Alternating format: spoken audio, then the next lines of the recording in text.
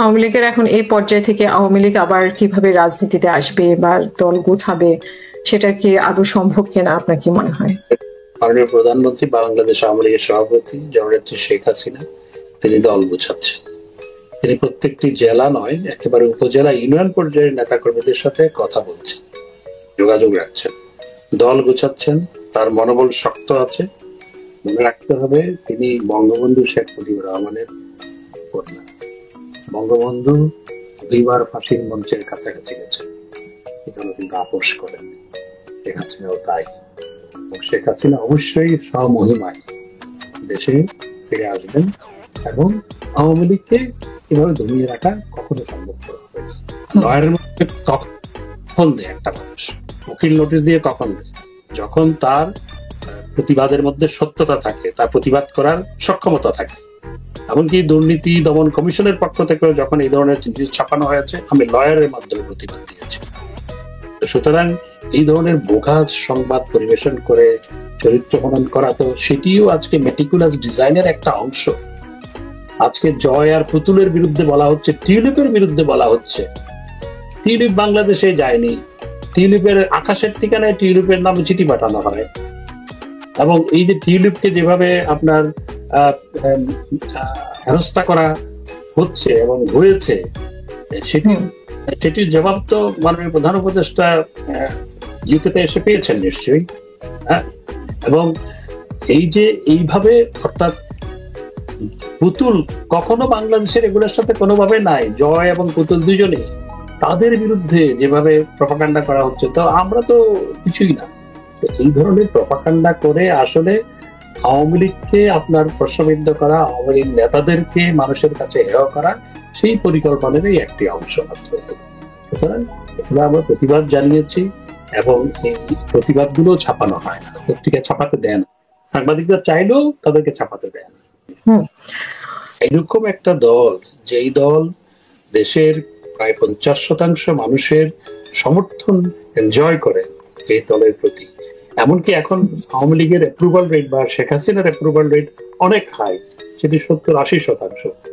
সেই দলকে, সেই দলের কর্মকাণ্ড নিষিদ্ধ করা, আর দল তো কর্মকাণ্ডের মাধ্যমে বাঁচে, তো এইটির মধ্যে খুব একটা পার্থক্য নেই।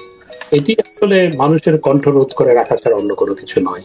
এবং এটি মানুষের গণতান্ত্রিক অধিকার হরণ, মানুষের কণ্ঠরোধ, ফ্রিডম অফ স্পিচের উপর আঘাত এবং গণতান্ত্রিক ব্যবস্থার উপর আঘাত, সবকিছুর উপর আঘাত এবং মানবাধিকারের উপর আঘাত। এটি আসলে আওয়ামী লীগকে কর্মকাণ্ড নিষিদ্ধ করে আওয়ামী লীগের কর্মকাণ্ড কখনো দমিয়ে রাখা যাবে না। আওয়ামী লীগের কি কর্মকাণ্ড বাংলাদেশে বন্ধ আছে নাকি অন্য কোথাও বন্ধ আছে? আওয়ামী লীগের কর্মকাণ্ড চলছে। পদত্যাগ করেনি বলতে যেটা আমরা মাঝখানে শুনেছি যে পদত্যাগ পত্র নেই বা সাইন করেনি, সেই বিষয়টি কি আপনি বলছেন নাকি উনি? না, তিনি যে পদত্যাগ করেছেন সেটি অর্থাৎ অডিও আর লিখিত কোনো কিছু তো নাই। এটা তো মাননীয় মহামান্য রাষ্ট্রপতিও বলেছেন যে তার কাছে কোনো লিখিত ডকুমেন্ট নেই। আপনার কি মনে হয় যে আগামী নির্বাচনের কথা বলা হচ্ছে, আলোচনা হচ্ছে যে ফেব্রুয়ারিতে নির্বাচন হবে, এই নির্বাচনে আওয়ামী লীগের কোনো সুযোগ আছে কিনা? যদিও এখানে বলা হচ্ছে যে বিচার এবং সংস্কারের কথাটা উল্লেখ আছে, তো বিচার শেষ না হওয়া পর্যন্ত আওয়ামী লীগের কর্মকাণ্ড নিষিদ্ধ। সেই প্রেক্ষাপটে নির্বাচনের বিষয়ে আওয়ামী লীগের কি ভাবছেন? বা কি আমাদের মানে প্রধান উপদেষ্টাও কয়েকদিন আগে বলেছিলেন যে আওয়ামী লীগকে সিদ্ধান্ত নিতে হবে তারা নির্বাচনে আসবে কি আসবে না। তো সমস্ত প্রেক্ষাপট মিলে আপনি কি বলবেন নির্বাচনের বিষয়ে, আগামী নির্বাচন?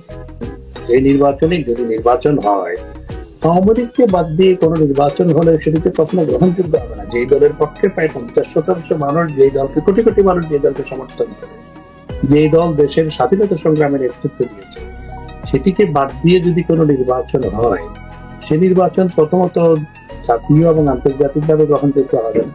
দ্বিতীয়ত, সেই নির্বাচনের মাধ্যমে কোনো সরকার গঠিত হলো সেটির স্থিতিশীলতা নিয়ে সবসময় প্রশ্ন থাকবে, দেশের স্থিতিশীলতা নিয়ে সবসময় প্রশ্ন থাকবে। সুতরাং তবে আজকের প্রেক্ষাপটে আওয়ামী লীগকে তো নির্বাচন অংশগ্রহণ করার কোনো সুযোগ নেই।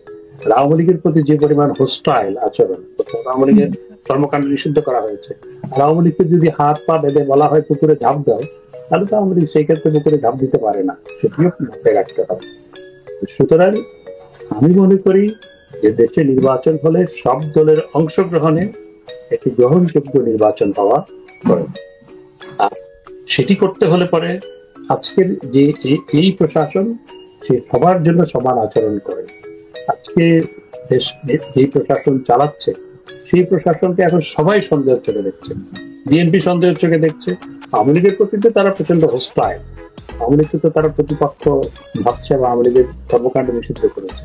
বিএনপি তাদেরকে বিশ্বাস করে, মধ্যে বিশ্বাস করে না, আবার জামাতও প্রশ্ন রাখে, এবং সবার আজকে সন্দেহটি তাদের দিকে। সুতরাং এই পরিস্থিতিতে এই সরকারের পক্ষে আদৌ নির্বাচন করা বা গ্রহণযোগ্য নির্বাচন করা তো কোনোভাবেই সম্ভব নয়। আদৌ নির্বাচন করা কতটুকু সম্ভব সেটি আমি জানি। এখন ছাত্রদের ঘরের মধ্যে আপনার সাইলেন্সার ফিট করা, ওই যে আপনার দূরবীন ফিট করা অস্ত্র পাওয়া যাচ্ছে, এই অস্ত্র জুলাই আগস্টে ব্যবহারে ছাত্রদের বাড়িতে এই সরকারই উদ্ধার করছে, সারা বাইরে উদ্ধার করছে। এবং আজকে যে মৃত্যুর প্রথমে বলা হলো যে 200 জনের মতো মারা গেছে, তারপর বলে 400 জন, তারপর দেখলাম 800 জন, তারপর বলে 1400 জন, তারপর বলে 2000 জন, কোনো তালিকা নাই। এবং অনেক জুলাই আগস্টের শহীদ এখন আবার সশরীরে ফেরত এসছে, প্রায় শখানিক যাদেরকে শহীদ বলা হয়েছিল প্রায় তারা ফেরত এসছে। উপদেষ্টাদের মধ্যেও কেউ কেউ স্বীকার করেছে যে তখন একটি চক্রান্ত হয়েছে এবং এই সরকার হটানোর জন্য এই ঘটনাগুলো ঘটানো হয়েছে। উপদেষ্টাদের মধ্যে দু একজন বলেছে। এবং স্বরাষ্ট্র উপদেষ্টা আপনার ব্রিগেডিয়ার সাখাওয়াত সাহেব, তিনি বলেছিলেন, তিনি যখন স্বরাষ্ট্র উপদেষ্টা ছিলেন, যে এই যে মানুষ যে মারা গেছে যেগুলিতে, সেইগুলি তো পুলিশের হাতে নেই, এইগুলি কোত্থেকে আসলো? এটি বলার 2 দিনের বা 3 দিনের মাথায় তাকে সরিয়ে দেওয়া হলো। তা আসলে ঘটনা কে ঘটিয়েছে?